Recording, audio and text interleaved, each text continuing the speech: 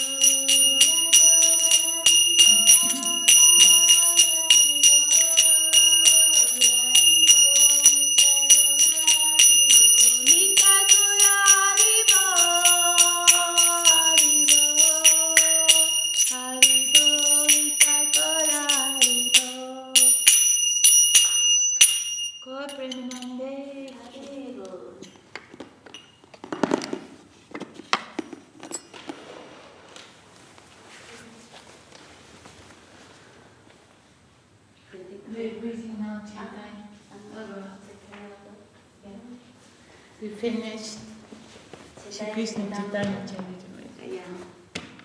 Now we started with this. Let me see if she's on.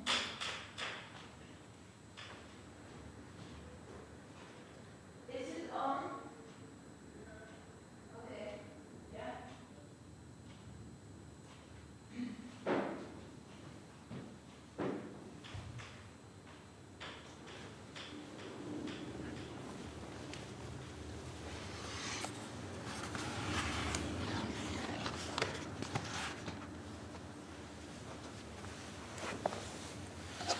Om Ajnana-timirandasya Gyananjana Salakaya Sakshu-militanyena Tasma Sri Gurave Namaha Vanchakalpatarubhyascha Kripasindubhya evacha Patitanam Pavanebhyo Vaishnavebhyo Namo Namaha Namama Varanyaya Krishna Prema Pradayate Krishnaya Krishna Chaitanya Nande Gauratusse Namaha.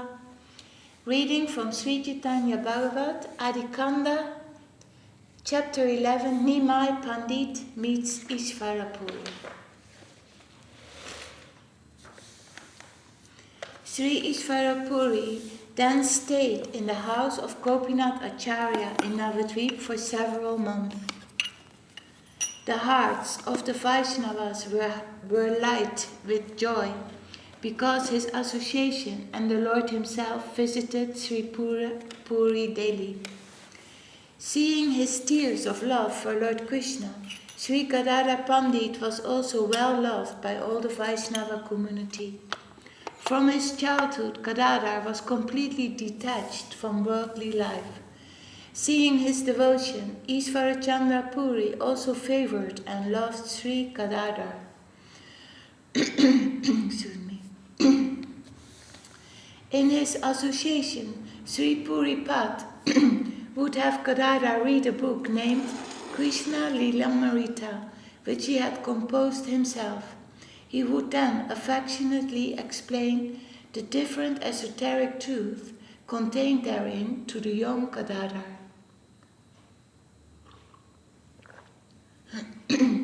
Every evening, after studying and teaching, Lord Chaitanya visited Ishvarapuri to offer his respectful obeisances. Ishvarapuri was always glad to see Nimai, and although he didn't know that Nimai was the Supreme Personality of Godhead, his love and affection for him flowed unrestrainedly. He spoke affectionately to the Lord. I know you are a great scholar. I've written a book about the nature of Sri Krishna. I would like you to go through it and find the mistakes. That would please me very much.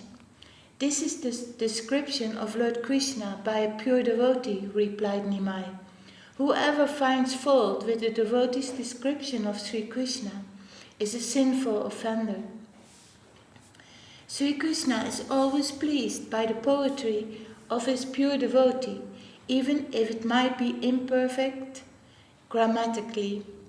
An ignorant person, while offering obeisances in the temple, might make a grammatical mistake by saying Vishnaya, whereas an educated, sober person would use the proper form of addressing Lord Krishna, which is Vishnave. However, the Supreme Lord Sri Krishna accepts both their obeisances when offered with devotion. The Supreme Lord Sri Janardhan is not impressed with mere learning, but he is supplicated by the inner mood of surrender of the living entities. The uneducated may use the incorrect form Vishnaya Namaha and not the correct Vishnave Namaha as used by the scholar, but the Lord sees the devotion and on that basis rewards the result. Whoever looks for faults in your writings is actually at fault himself, because the writings are in fact meant only for the pleasure of Sri Krishna, who is always fully satisfied by the writings of his pure devotees. Whatever you have written is an expression of your love for Krishna, who has the audacity to find some discrepancy in it. Ishvara Chandra Puri felt ecstasy surge through his entire body upon hearing the explanation of Nimai Pandit, which was like a shower of nectar. Yet Sri Puri affectionately persisted. I know you wish to be uncritical, but in my works there may be so many types of errors. Kindly point them out to me. You will not be at fault for doing so. After this discussion, Sri Puri and Nimai Pandit would sit together for a couple of hours daily and consider the book. One day Nimai Pandit apparently detected a fault in one of Ishvarapuri's poems, commenting that the use of a particular verb root was inaccurate. Here should be a different verb root, not the Atmanepadi form as you have used, said the Lord. After the discussion, Nimai went home, and Ishvarapuri, who was an erudite scholar in all the scriptures and certainly a pandit in grammar, considered Nimai's proposal. He enjoyed analyzing intellectual topics, and after Nimai left, he considered Nimai's comment from various aspects and compared it with many Shastric conclusions. When Nimai came to see him the next day, Sri Puri gave his conclusion. That verb root you consider to be wrong is actually correct, as I have used it. It should not be the parasmaipadi form, as you suggested yesterday. Actually, the Atmanepadi form is correct. Hearing this analysis, the Lord had to agree and found no further fault. Within his heart, he felt most satisfied that his devotee servant had been victorious over himself. All the Vedic scriptures confirm that the Lord, by his magnanimous nature, always desires to increase the name, fame, and victory of his devotee, even at the cost of himself. For the next few months, the two great Pandits, Ishvarapuri and Sri Gaurachandra, fully absorbed in their scholastic pastimes, enjoyed every moment of their discussion and debates. However, Ishvarapuri Chandra could never remain long in one place. The restlessness of ecstatic devotional service always tugged at his heart. Thus he left Sri Navadvip and set out to travel widely on pilgrimage, purifying the earth. Whoever is fortunate enough to attentively hear these wonderful narrations about Ishvarachandra Puri is immediately transported to the place where the lotus feet of Lord Krishna are ever offering shelter and mercy. Sri Madhavendra Puri, being fully satisfied with his disciple, had bestowed ecstatic love of Sri Krishna upon Sri Ishvara Puri. By the unlimited mercy of Sri Krishna, Ishvarachandra Puri had received the complete shelter of his spiritual master Sri Madhavendra Puri, and thus he roamed everywhere freely, unconcerned and fully blissful. Sri Krishna Chandra and Sri Nityananda Chandra are my life and soul. I, Vrindavan Das Thakur, humbly offer my song at their lotus feet. Adikanda chapter 12. Nimai wanders throughout Navadvip. All glories to the Supreme Personality of Godhead, Sri Gaurasundar. All glories to the servants who eternally accompany the Supreme Lord. Nimai was fully engaged in performing his transcendental pastimes as a scholar in Navadvip. Always with a book in hand, he went about Navadvip, challenging all its scholars and teachers to debate on practically any subject matter, but no one could meet his challenge. The Lord was supposed to have reached only the study of grammar, yet he regarded acclaimed and titled scholars with disdain. He was a self-satisfied scholar and went about Navadvip with his disciples and students, who were very fortunate by his association. One day, he quite unexpectedly met Mukunda on the road. Catching him by the hand, the Lord demanded, "What is your reason for avoiding me and turning away when you see me? Today, let me see how you escape without answering my questions. How am I going to defeat him today?" thought Mukunda. "I know that he is well versed in grammar, so I shall question him on alankara, figures of speech, and defeat him so thoroughly that he will never boast to me again." The debate began, and they plied each other with questions. The Lord defeated each of Mukunda's explanations. Then Mukunda suggested, "Grammar is for small children. Only young students discuss these subjects. Rather, we should discuss figures of speech." "Whatever you wish," replied Nimai. Mukunda quoted difficult and lofty slokas, one after the other, asking questions on different aspects of the figures of speech. The omnipotent Supreme Lord pointed out mistakes in every one of his compositions and smashed all his arguments. Mukunda was unable to establish any new points. "Today return to your house, and please study your books properly," said the Lord smilingly. "Tomorrow, if you wish, I will put you to the test again." Mukunda took the dust from the Lord's lotus feet and left thinking about his wonderful incident. It is not possible for a human being to possess such knowledge, thought Mukunda. He is well versed in all the scriptures and subjects. He is such a genius that it seems there is not one thing that he doesn't know. If only he were a devotee of Lord Krishna, then I would never leave his company for a moment. Thus the Lord of Vaikuntha enjoyed the mood of a scholar while roaming about in Navadvip.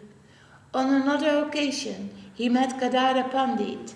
The Lord grasped both of Kadada's hands and said, I have heard you study logic. You must answer my questions before you leave. Kadada Pandit agreed, and the Lord began, Tell me the nature of liberation. Kadada replied according to knowledge he had gained from the books, but the Lord said, Your explanations are not up to the standard. Kadada insisted, According to the scriptures, liberation comes only after the extirpation of extreme suffering. Nimai Pandit, the lord of Saraswati Devi, the goddess of learning, pointed out discrepancies from various angles of Kadada Pandit's explanation. There was no one who could defeat the Lord, no one who could win in a debate with him. Kadada, you should go home today, but tomorrow we shall meet again, and you will have another chance, said Nimai. However, Kadada could only think of escaping Nimai's association. He offered due respect to Nimai and left as quickly as possible. Nimai continued to roam about Navadvip with his students. Everyone now recognized Nimai as an erudite scholar, and people in general were very respectful towards him. In the late afternoon, the Lord would sit in the midst of his students on the bank of the Ganga. Nothing in the cosmic creation could compare with his charm, for Lakshmi Devi, the goddess of wealth, continually worshipped him. Sri Sachidanandana explained the scriptures, and all his students sat around him listening. Around evening time, the Vaishnavas came and sat at a distance from the Lord, listening to his explanation with mixed feelings of elation and depression. What is the benefit of possessing so much beauty and such vast learning if one does not worship Krishna? Commented one devotee. I have to run away when I see him, lest he catch me and defeat me with his tricky questions, said another. If he catches you, you cannot escape. He forces you to stay as though he had the authority of some government official, complained another. Nonetheless, his strength is so extraordinary, concluded one devotee, that I think he must be some great personality. Although he harasses us with tricky questions, somehow I feel very pleased each time I see him. I have yet to meet anyone with his erudition. The only thing that disheartens me is that he doesn't worship Lord Krishna. The devotee sincerely prayed that Nimai would develop some attachment for the lotus feet of Lord Krishna. They prostrated themselves on the bank of the Ganga and petitioned the Lord on Nimai's behalf. O Lord Krishna, please allow the son of Sri Jagannath Mishra to be always absorbed in you, leaving aside his other pursuits, they prayed. Allow him to worship you always in loving devotion, and then we can all associate with him. Nimai thus received the blessings of the pure Vaishnava devotees. As the Supreme Personality of Godhead, residing in everyone's heart, he knew the mentality of the devotees. Whenever he saw Srivas and other elevated devotees, he would always offer them respect. He accepted the blessings of the Vaishnavas, knowing that only through such blessings could love of Krishna be achieved.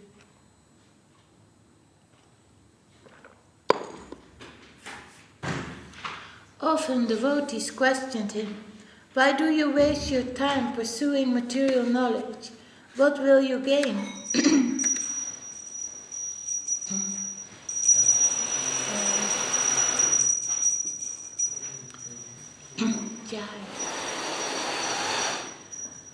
Others would advise, "You should begin to worship the Supreme Lord Krishna immediately." What is the ultimate aim of education?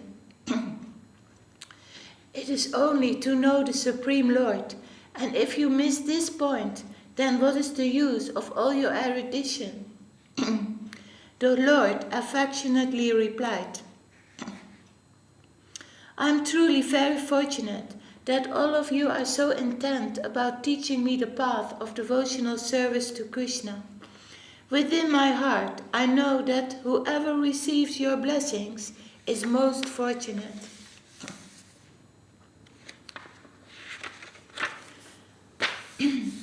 I have always thought that I would rather take shelter of a pure Vaishnava devotee, but only after I have studied a little longer.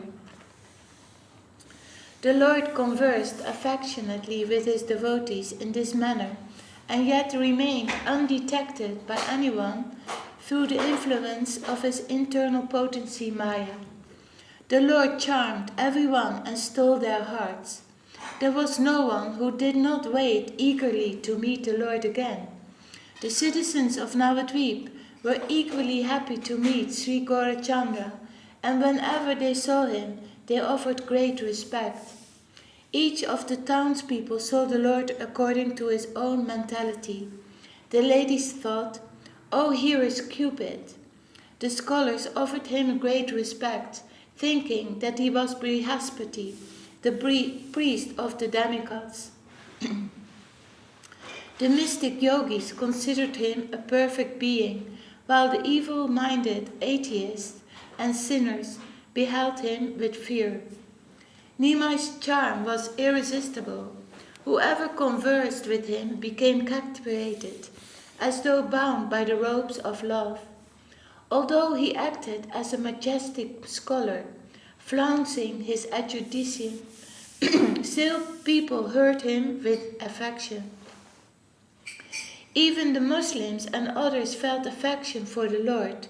That was only natural, because the Lord's nature was magnanimous. The Supreme Lord of all the spiritual planets taught many students in the courtyard of Mukunda Sanjaya's house. Never tiring from debate on any point, the Lord Vishvambar, Sri Satchinandana, exhibited his pastimes as a scholar. None of the fortunate souls who had contact with Gaurasundar, including Mukunda Sanjaya, could understand the reason for their acceleration in the Lord's company.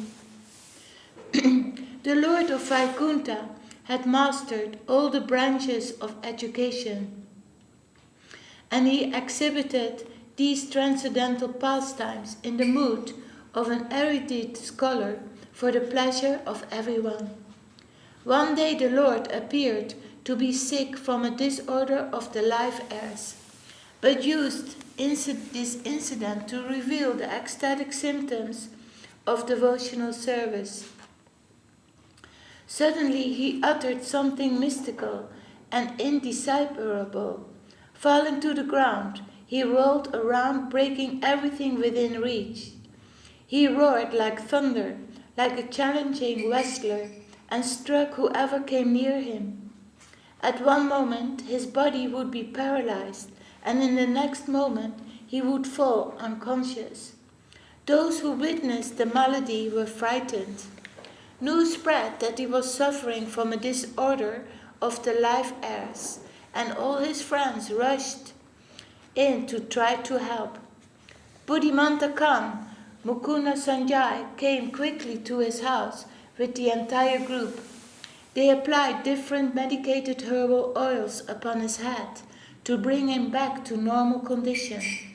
In actuality, Nimai was pretending to be sick, so no one could cure him from his condition. Nevertheless, his whole body quivered uncontrollable, and he alternated sighed and roared, making everyone fearful. I am the Lord of the entire universe, said Nimai.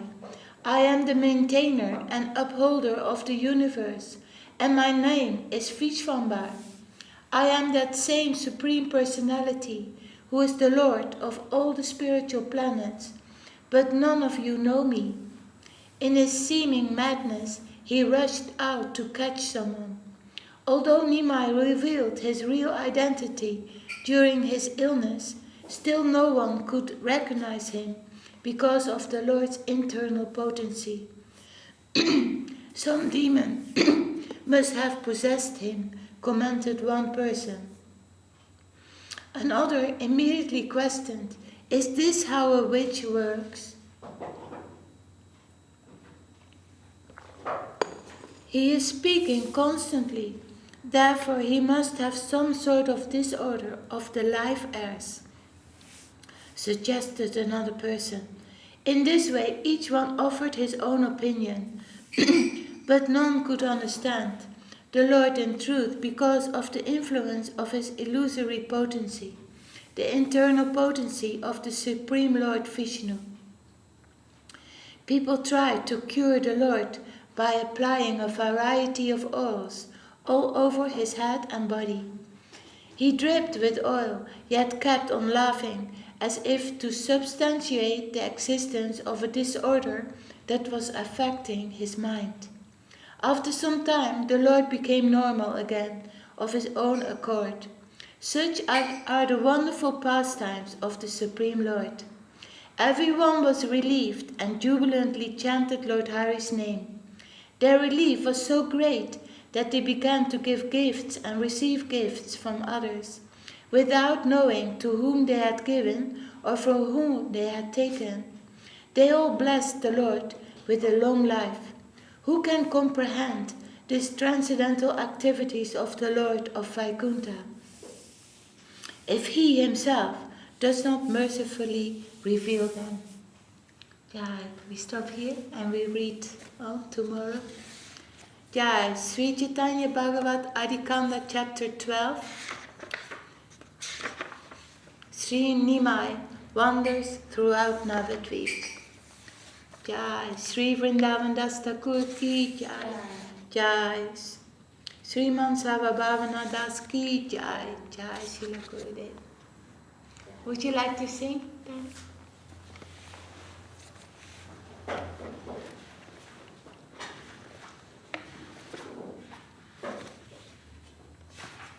60. Hariharaya Nama Krishnaya Davaya Namaha. Hariharaya Nama Krishnaya Davaya Namaha. Yadavaya Madhavaya Keshavaya Namaha. Yadavaya Madhavaya Keshavaya Namaha.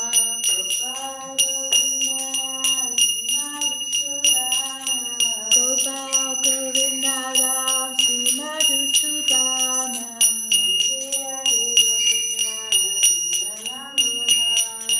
Giridhari Gopinath Narana Mohana.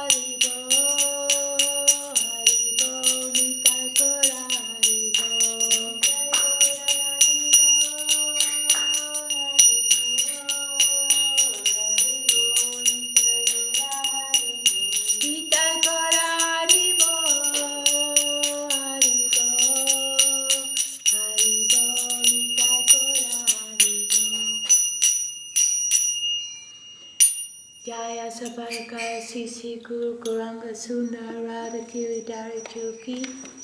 Om Vishnupad Sila Bhakti Nirmalacharya Maharaj Ki. Sri Chaitanya Saraswati Mat Sri Acharya Vrinda Ki.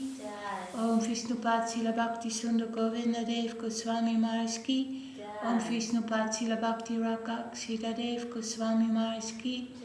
Bhagavan Sila Bhakti Siddhanta Saraswati Thakur Ki. Sri Rupanuga Guru Varga Ki. Namacharya Sila Haridas Thakur Ki. Ananta Koti Vaishnava Vrinda Ki. Sabhashara Sri Nityananda Prabhu Ki. Sabhashara Sima Mahaprabhu Ki. Sri Sri Radha Krishna Gopa Gopinath Shamakunda Radha Kunda Kiri Govardhan Ki. Tulasi Maharani Ki. Ganga Yamuna Chu Ki. Grantaraj Srimad Bhagavatam Sri Chaitanya Charitamrita Sri Chaitanya Bhagavat Ki. Jai Sri Navadvip Dham Ki. Sri Mayapur Dham Ki. Sri Vrindavan Dham Ki. Sri Purushottama Dham Ki. Sri Chaitanya Saraswat Mat Ki. Sri Chaitanya Saraswat Mat East London Chapter Ki. Sri Chaitanya Saraswat Mat West London Chapter Ki. Samadvaita Gora Bhakta Vrinda Ki. Samadvaita Vaishnava Mandala Ki.